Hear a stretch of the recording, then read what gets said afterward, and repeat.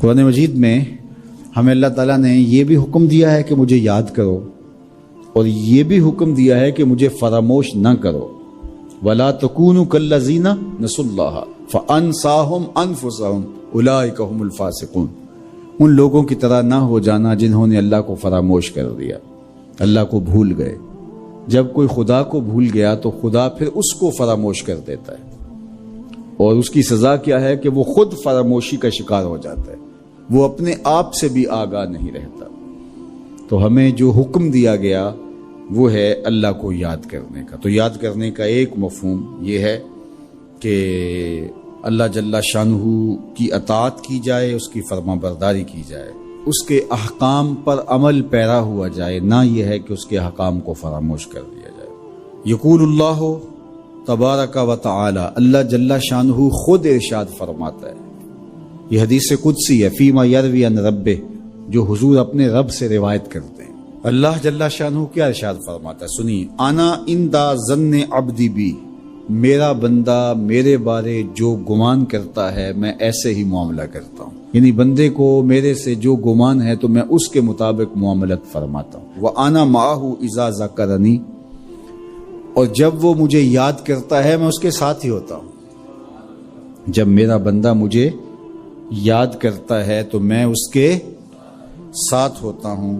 فَإِذَا ذَكَرَنِي فِي نَفْسِهِ ذَكَرْتُهُ فِي نَفْسِي، جب وہ مجھے اپنے دل میں یاد کرتا ہے تو میں بھی اسے اکیلے یاد کرتا ہوں۔ کتنی بڑی بات ہے کہ کسی کو رب یاد کرے، اللہ اکبر۔ کہا جب وہ اکیلے مجھے یاد کرتا ہے تو میں بھی اس کو اکیلے یاد کرتا ہوں۔ وَإِن ذَكَرَنِي فِي مَلَئٍ ذَكَرْتُهُ فِي مَلَئٍ خَيْرٍ مِّنْهُمْ، اگر وہ مجھے مجمع میں یاد کرتا ہے، لوگوں کے ہجوم میں یاد کرتا ہے، تو میں بھی اسے مجمع میں یاد کرتا ہوں جو اس مجمع سے بہتر ہے، اس اجتماع سے بہتر ہے۔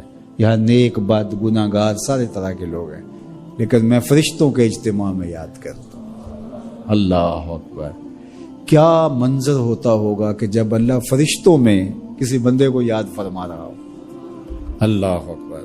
اور ایک حدیث میں جو ہے وہ اس کے پھر آگے لفظ جو ہے یہ ہے، میرا بندہ میری طرف اگر ایک بالشت چل کے آتا ہے تو میں ایک ذرا آتا ہوں، اور میرا بندہ میری طرف اگر ایک قدم آتا ہے 70 قدم آتا ہوں، اور اگر میرا بندہ میری طرف چل کر آتا ہے اتیتہ ہر والا، میری رحمتیں دوڑ کے استقبال کرتی۔ اللہ اکبر۔ تو کتنی کرم نوازی ہوتی ہے جو اس کو یاد کرتا ہے۔ تو یاد کا چراغ کبھی بھی بجھنا نہیں چاہیے۔ ایک صحابی حضور کی خدمت میں حاضر ہوئے، عربی تھے، دیہات کے رہنے والے تھے۔ انہوں نے حضور کی بارگاہ میں ایک بات عرض کی کہ حضور اسلام کے حکام تو بہت سارے ہیں، آج بھی اگر آپ دیکھیں تو کتابیں بھری پڑی ہیں۔ پھر حضور ارشاد فرماتے تھے، صحابہ اس کو سنتے تھے، محفوظ کرتے تھے، آگے بیان فرماتے تھے۔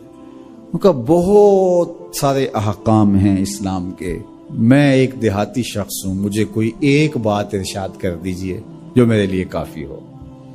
تو آقا کریم نے اس شخص کو ایک بات ارشاد کی، فرمایا کہ ان تموتا ولسانک رطب من ذکر اللہ، تو اس حالت میں فوت ہو کہ تیری زبان اللہ کے ذکر سے تر ہو۔ 100 باتوں کی ایک بات ارشاد فرما دی، ان تموتا ولسانک رطب من ذکر اللہ، تو اس حالت میں انتقال کرے کہ تیری زبان اللہ کے ذکر سے تر ہو۔ میں اور آپ اپنی زندگی اس طرح سے گزاریں کہ موت اچانک آئے یا طبی موت آئے، جس حالت میں بھی ہمیں موت آئے تو ہماری زبان عادی ہو اللہ کے ذکر کی، ادھر سے سانس ٹوٹ رہی ہو اور ادھر لبوں پر اللہ کا نام جاری۔ جس شخص کا آخری کلمہ لا الہ الا اللہ ہوا، اللہ اس کو جنت میں داخل فرماتا ہے۔ اور کتنے خوش نصیب لوگ ہوتے ہیں کہ مرتے ہوئے جن کے لبوں پر اللہ کا باقاعدہ نام آتا ہے، اللہ کا ذکر ان کے لبوں کا وظیفہ ہوتا ہے۔ اور کچھ لوگ ان کو تلقین بھی کریں تو زبان پہ اللہ کا نام نہیں آ پاتا۔ اور ان میں سے ایک وہ شخص جو شراب کا عادی ہے یا کسی بھی نشہ آور چیز کو لیتا ہے، تو ایسے شخص کو مرتے ہوئے کلمہ نصیب نہیں ہوتا۔ جو اس کو دنیا کے اوپر سزائیں دی جاتی ہیں، ان سزاؤں میں سے ایک سزا یہ ہے کہ مرتے ہوئے اس کے لبوں پہ کلمہ نہیں آتا۔ اور علماء نے یہ بھی لکھا ہے کہ جو بے نماز ہے، نماز نہیں پڑھتا، مرتے ہوئے اس کے لبوں پہ بھی کلمہ جاری نہیں ہوتا۔